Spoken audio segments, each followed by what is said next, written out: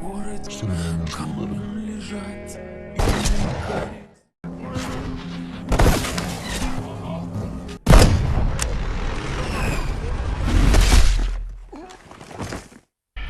semua, selamat datang di alur cerita film Outlaw Movie. Gimana kabar kalian hari ini?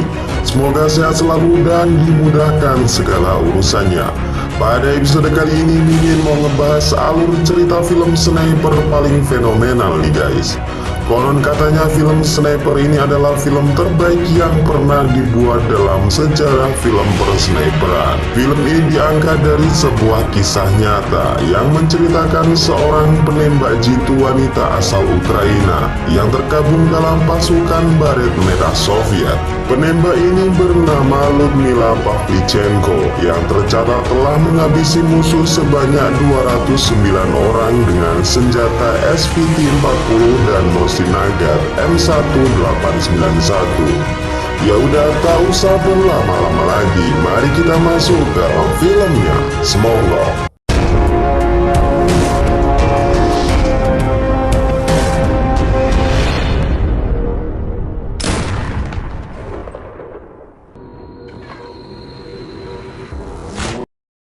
Film dibuka dengan berlatar di tahun 1937, tepatnya di perguruan tinggi Kiev University. Terlihat beberapa calon mahasiswa baru yang nampak gembira karena nama mereka lolos masuk ke perguruan tinggi. Di antara mereka terdapat seorang gadis cantik yang bernama Ludmila. Ia nampak bangga karena namanya tercatat di nomor 1 dan masuk di Fakultas Sejarah. Keesokan paginya seperti layaknya remaja saat ini, sebelum kuliah resmi masuk, mereka berencana untuk mengunjungi tempat liburan untuk santai sejenak. Beberapa remaja mengatakan ingin mengunjungi bioskop untuk menonton film. Namun berbeda cerita dengan Ludmila, ia justru ingin mengunjungi latihan menembak karena menembak adalah hobi dari kecilnya. Akhirnya untuk menentukan pilihan mereka pun beradu koin. Siapa yang menang maka opsi tersebut yang akan mereka kunjungi. Dan setelah diadu rupanya opsi milik Ludmila yang menang dan mereka pun pergi ke lapangan tembak.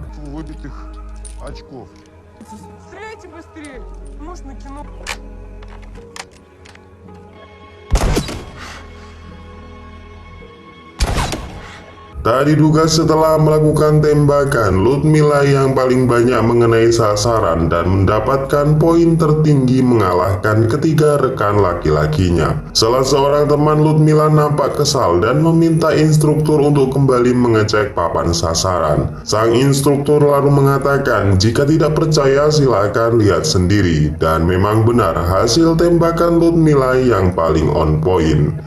Scene kemudian maju di saat perkuliahan pertama dilaksanakan.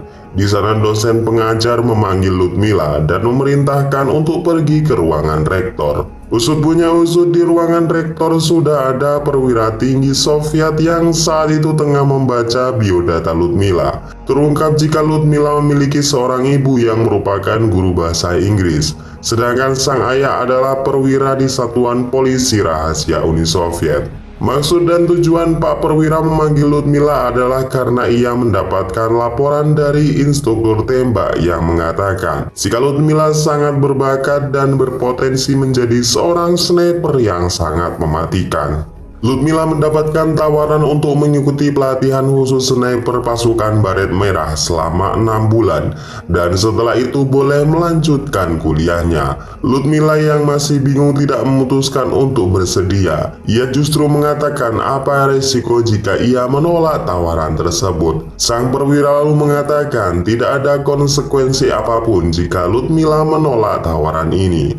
Namun Ludmila sebaiknya memikirkan lagi karena untuk mendapatkan pelatihan khusus sniper Baret Merah tidak sembarang orang dan itu sangat terkhusus. Setelah meminta izin dengan kedua orang tuanya, akhirnya Ludmila memilih untuk mengambil tawaran tersebut. Ia dan calon sniper pasukan Baret Merah diberikan pelatihan yang sangat keras dan juga disiplin. Понимаете, отступаем! И несем огромные потери! Убито! Открашенная задница! Отличная мишень! Давай!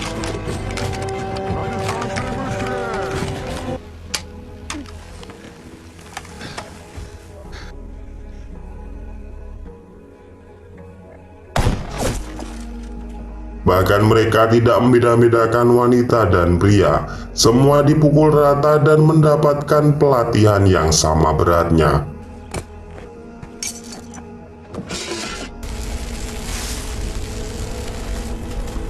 Pelatihan yang direncanakan akan usai 6 bulan ternyata belum juga selesai.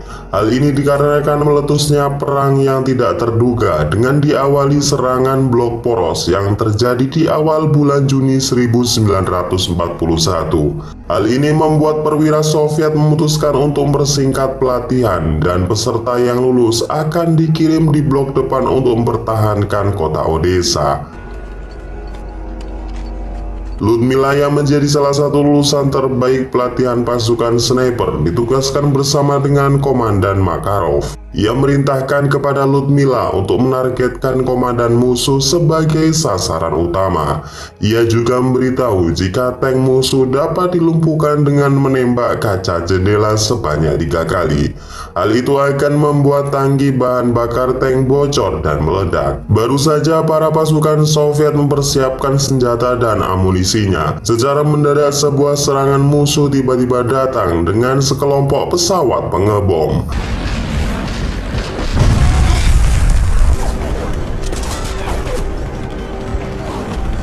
Tak lama kemudian serangan musuh disusul dengan pasukan tank baja yang terus memberondong pasukan Soviet.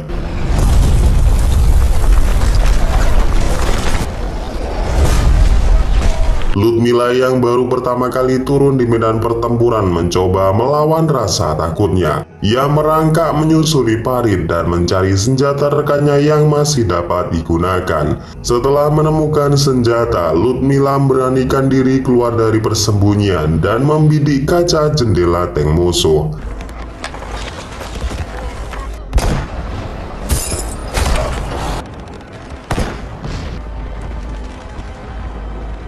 Dengan dibantu oleh Kapten Makarov, akhirnya tank musuh dapat dilumpuhkan. Ludmila kemudian mencari target utamanya, yaitu komandan musuh. Di sana nampak Ludmila ragu untuk mengambil keputusan dalam menembak. Jelas saja hal ini dikarenakan ia belum pernah menembak sasaran hidup, apalagi yang ia tembak adalah seorang manusia. Namun ketika salah satu rekan di sampingnya tertembak, wajah Ludmila terkena cipratan darah. Hal ini membuat keberanian dalam dirinya kembali bangkit, dan ia pun melesatkan satu tembakan yang membuat komandan musuh langsung tumbang.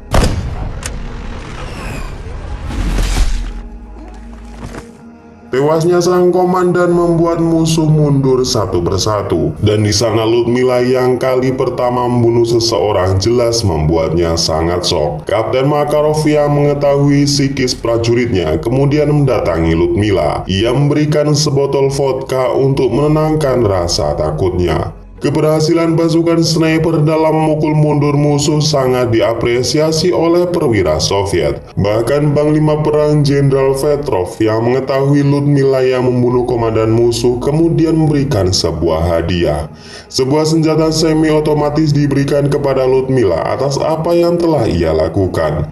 Dengan bangga Ludmila menerima hadiah tersebut dan mengatakan, di depan para pasukan Soviet Ludmila bersumpah untuk tidak memberikan belas kasihan kepada musuh, dan ia akan menggunakan senjata tersebut untuk menghabisi banyak tentara fasis.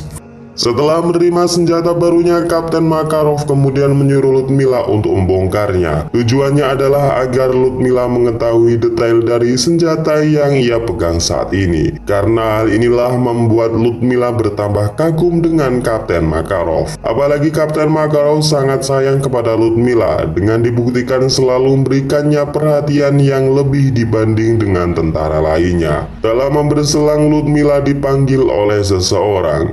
Rupanya dia adalah Masa, sahabat Ludmila yang memutuskan untuk bergabung ke satuan tentara Soviet. Scene kemudian berpindah di malam harinya, di mana Ludmila dan Kapten Makarov terlibat dalam sebuah percakapan. Di sana Ludmila mendengarkan kisah kehebatan Makarov yang saat itu bertugas di Finlandia. Makarov mengatakan jika saat itu ia masih di usia muda dan memiliki semangat tempur yang berapi-api. Ia bahkan mendekati barisan musuh seorang diri dan berhasil menumbangkan 3 pasukan yang mengoperasikan senjata mesin. Mendengar cerita tersebut membuat Ludmila semakin kagum dan kini ia semakin sayang kepada kaptennya sendiri. Scene kemudian menunjukkan keesokan harinya di mana pertempuran kembali pecah.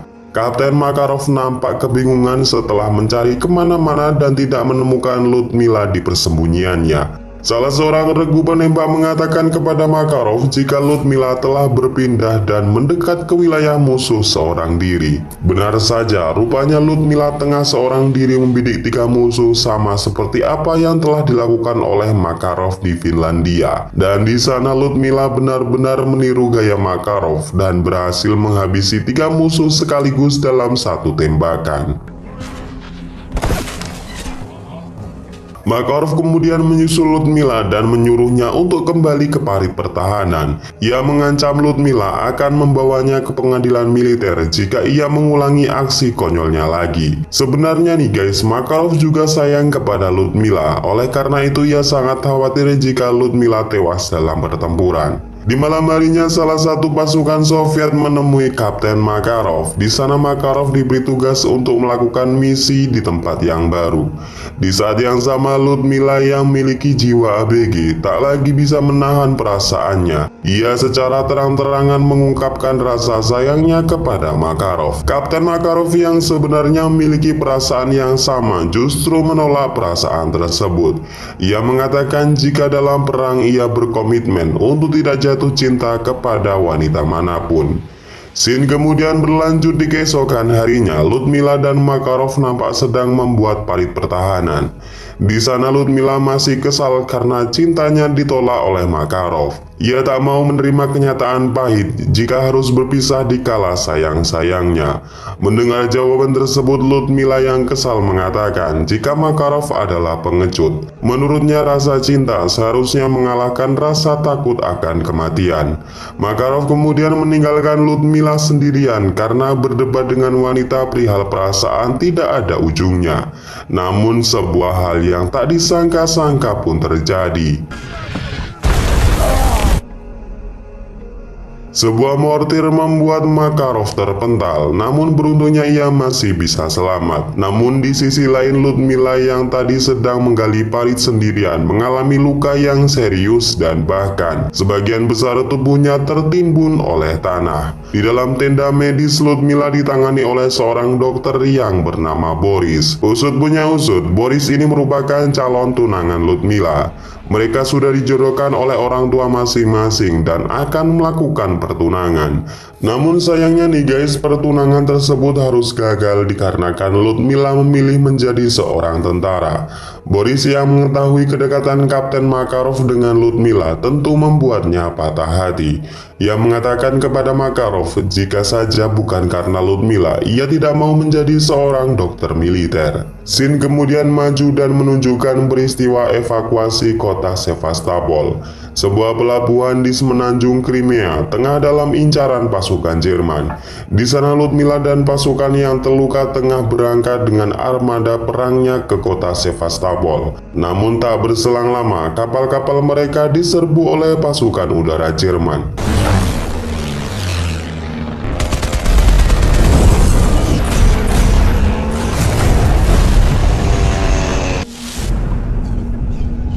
Beruntungnya bantuan tak berselang lama datang. Pasukan udara Soviet berhasil menumbangkan beberapa pesawat Jerman dan memukul mundur pesawat mereka.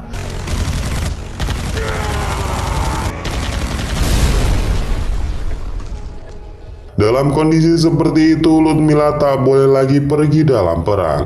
Ia dinonaktifkan oleh Boris karena dia adalah dokter militer, dan di sana Boris tak ingin wanita yang dicintai lebih dulu meninggalkannya.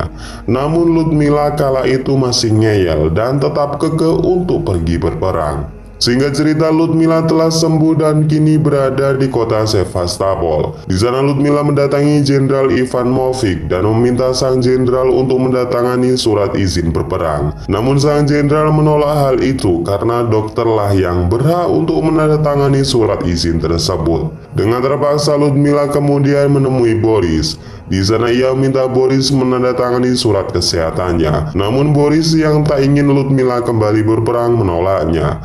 Bagi Baginya kedatangannya ke sini untuk membawa kembali Ludmila dan melanjutkan hubungannya yang tertunda. Di saat yang sama Ludmila mendapatkan kabar jika pasukan di baris depan telah kembali dari medan pertempuran. Seorang utusan Kapten Makarov kemudian mendatangi Ludmila yang memberikan senjata milik Kapten Makarov, dan itu artinya sang kapten telah tewas di medan pertempuran. Mendengar hal itu, remuk sudahlah pengharapannya karena laki-laki yang sangat ia sayangi telah meninggal. Dan benar kata Kapten Makarov, jika kenyataan pahit adalah harus berpisah dengan orang yang sangat ia sayangi. Ludmila kemudian menemui Boris dengan raut muka yang masam. Ia dengan memaksa meminta Boris untuk menandatangani surat kesehatannya. Boris yang sudah tidak memiliki alasan lain kemudian memberikan izin dengan catatan Ludmila harus berjanji tetap hidup dan mereka akan melangsungkan tunangan mereka yang sudah tertunda. Setelah diberikan izin berperang, Ludmila kembali diterjunkan dalam sebuah misi pengintaian. Ia akan berpasangan dengan pengganti Makarov yang bernama Kapten Leonid. Keesokan harinya Ludmila dan Leonid menjalani misi untuk pertama kali. Mereka melihat salah satu musuh tengah memasang sebuah ranjau. Berbeda dengan misi sebelumnya, Ludmila yang sangat dendam kepada musuh tidak langsung menembak kepala targetnya, melainkan ia menembak kaki dan tangannya seakan-akan untuk memberikan siksaan kepada musuh sebelum ajal menjemputnya. Melihat hal itu, Leonid nampak kesal dengan Ludmila. Ia pun kemudian menembak kepala musuh untuk mengakhiri penderitaannya. Melihat tindakan Leonid, Ludmila nampak kesal. Ia mengatakan musuh tidak seharusnya menemui kematian dengan mudah karena mereka telah membunuh banyak rekan-rekannya. Leonid kemudian mengatakan jika perang tidak melulu dengan kematian dan balas dendam, masih ada hidup yang harus mereka perjuangkan dan mereka tidak boleh terlalu larut dalam kepedihan. Setelah tugas pertamanya berhasil, Leonid dan Ludmila kembali ditugaskan untuk menghabisi sniper musuh yang bersembunyi di perbukitan. Dan kembali lagi, Ludmila yang bersama Leonid berhasil menghabisi sniper musuh dengan mudah.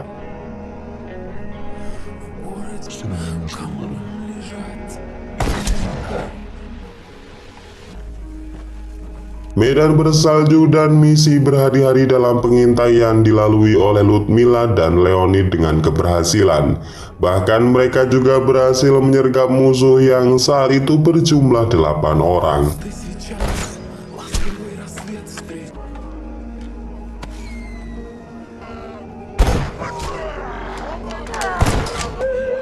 Singkat cerita, pasukan Jerman dipukul mundur dari kota Sevastopol. Para pasukan merah merayakan keberhasilan tersebut dengan sebuah pesta. Nampak juga di sana Boris yang ikut hadir dan berbincang dengan Leonid. Boris mengatakan jika orang yang sekarang berpartner dengan Leonid adalah calon tunangannya.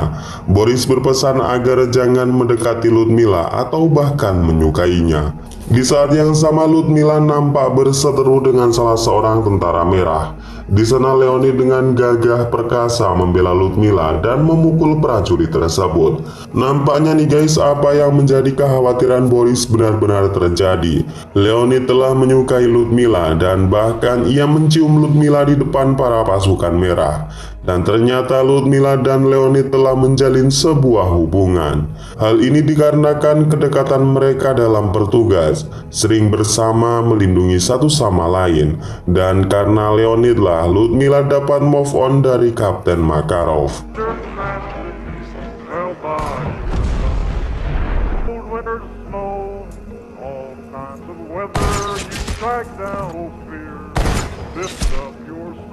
Scene kembali menunjukkan Leonid dan Ludmila yang saat itu tengah pulang dalam sebuah misi. Mereka berjalan dan melewati sebuah kawasan yang nampaknya aman-aman saja. Namun ternyata kawasan tersebut adalah ladang ranjau nih guys. Dan di sana Leonid tak sengaja menginjak pemicu ranjau yang membuat ledakan di mana-mana.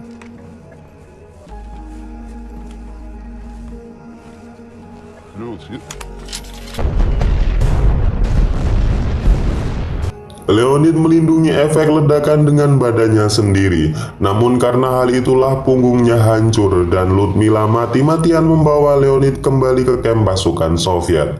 Setelah mendapatkan pertolongan medis dari pasukan Soviet, Leonid yang sudah kehilangan banyak darah tak bisa ditolong lagi. Di sana Ludmila yang histeris harus menerima kenyataan pahit untuk kedua kalinya, di mana ia kehilangan orang yang sangat ia cintai.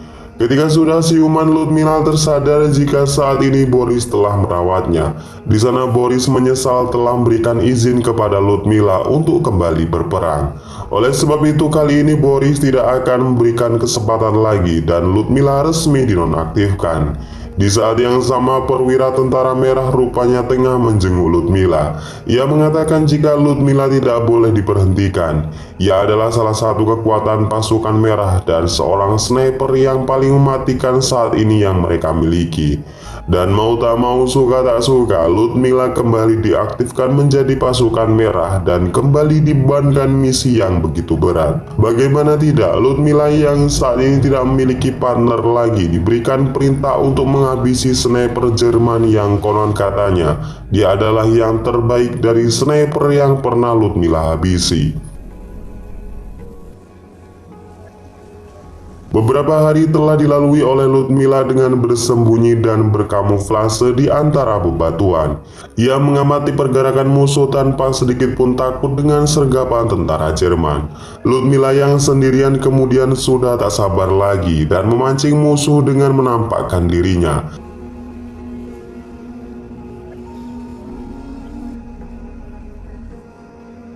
Secara langsung musuh yang mengetahui pergerakan Ludmila langsung membidiknya.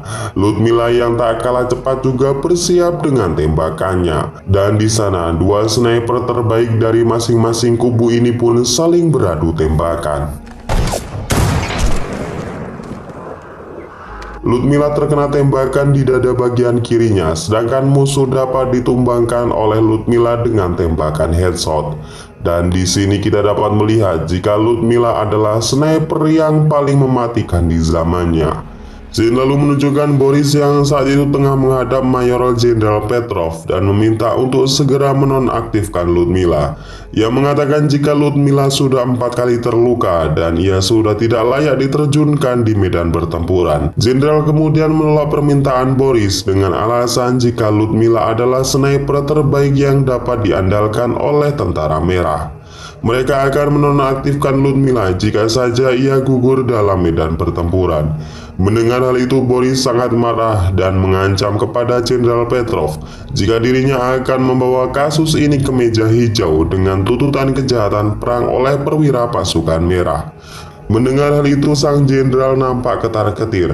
Ia pun dengan terpaksa menerima permintaan Boris, dan dengan itulah Ludmila resmi dinonaktifkan sebagai pasukan merah. Dengan usaha tersebut akhirnya Boris dapat membawa Ludmila pulang.